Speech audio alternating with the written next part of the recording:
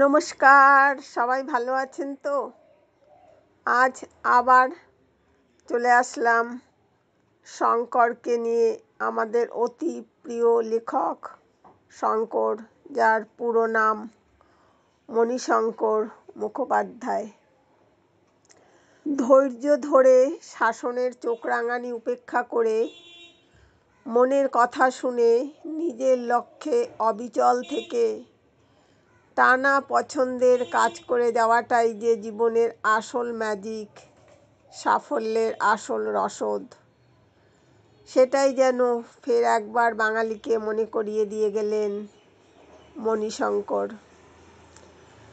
একা একা ৮১ বইটির জন্য সাহিত্য একাডেমি পুরস্কার পান শঙ্কর। একা একা ৮১ বইটি প্রকাশিত হয় শঙ্করের ৮১তম জন্মদিনে। এখন তার বয়স ৯১। এই বই শঙ্করের আত্মজীবনী। অনেকেই মনে করছেন তার এই স্বীকৃতি আরও আগে পাওয়া উচিত ছিল। সাহিত্যিক শঙ্করের জন্ম ১৯৩৩ সালে। প্রথম জীবন ওনার মসৃণ ছিল না। কম বয়সে বাবার মৃত্যুর পর কেরানির চাকরিতে যোগ, এমনকি হকারিও করতে হয়েছে। তবে লেখা থেকে সরে যাননি তিনি। বিচিত্র জীবন অভিজ্ঞতা লেখায় উঠে এসেছে বারে বারে। চৌরঙ্গী উপন্যাস প্রকাশিত হওয়ার পর সাড়া পড়ে যায় পাঠক মহলে। সত্যজিৎ রায় তার জন অরণ্য উপন্যাস নিয়ে ছবি করেন।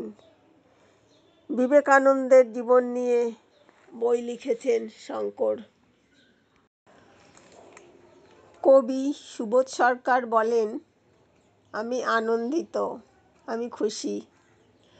বাঙালির ঘরে ঘরে শঙ্কর একটি নাম। চৌরঙ্গী এবং কত অজানারে প্রকাশ হওয়ার পরই তার সাহিত্য একাডেমি পাওয়া উচিত ছিল। ৬০ বছরেরও বেশি লেগে গেল পুরস্কারটা দিতে। এবার শুদ্ধিকরণ হলো। খুবই অবিচার হয়েছিল বলে আমি মনে করি। বর্তমানে যারা জুরি মেম্বার, তারা সত্যিকারের সাপ মোচন করলেন। এবিপি আনন্দের সিনিয়র ভাইস প্রেসিডেন্ট সুমন দের সঙ্গে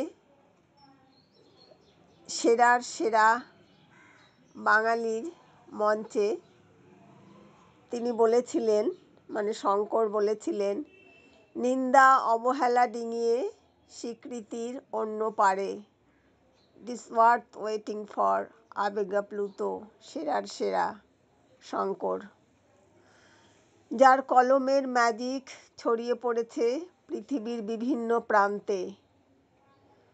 সময়ের প্রবহমানতাকে সাহিত্য রূপ দিয়ে যিনি পাঠকের মন জয় করেছেন প্রতিনিয়ত। শরদিন্দু বন্দ্যোপাধ্যায় লেখা পড়ে বলেছিলেন, ব্রাইট, বোল্ড, বেপরোয়া। তিনি বিশিষ্ট সাহিত্যিক শঙ্কর। কাজ করতে গিয়ে ইংরেজ সাহেবের বড় নামে আপত্তি থাকায় মণিশঙ্কর থেকে হয়েছিলেন শঙ্কর। এরপর ১৯৫৩ সাল ঠিক করলেন চারপাশে যা ঘটছে সেখান থেকেই উপাদান নিয়ে শুরু করবেন লেখালেখি। শঙ্করের বয়স তখন ১৯-২০। শুরু হলো শঙ্করের প্রথম বই, কত অজানারে লেখার কাজ।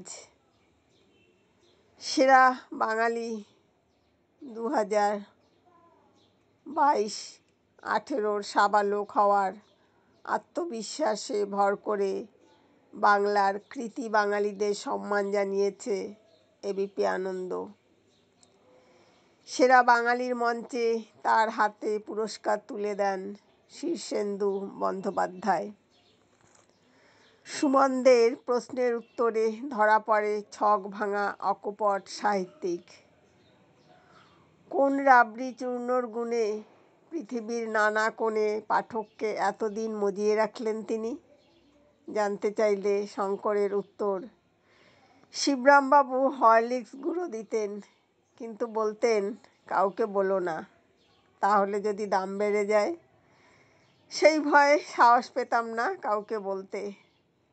একবার লন্ডন বইমেলায় আমার লেখা বেরিয়েছিল, গেছিলাম। ওখানে সাহেবরা জিজ্ঞাসা করলেন, ইংরেজদের কাছে কি কিছুই শেখেননি? বলেছিলাম, শিখেছি তো, কিন্তু পাবলিসিটি হয়ে যাবে বলে বলতে পারি না। অবাক হয়েছিলেন প্রশ্নকর্তা। মঞ্চে দাঁড়িয়ে এই রেশ রেখেই গেলেন সাহিত্যিক, বললেন, আমার ছোটবেলায় সব হরলিক্স যুদ্ধে চলে গেল, তাও কোম্পানি বিজ্ঞাপন দিত মাঝে মাঝে।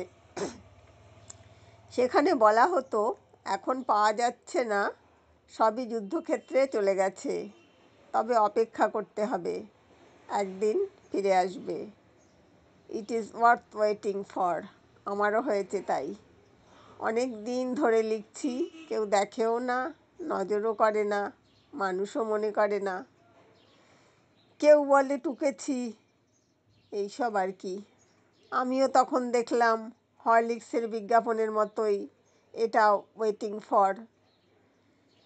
এটা আমি আপনাদের থেকেই শিখেছি, ধৈর্য ধরে থাকলে কপালে জুটবেই।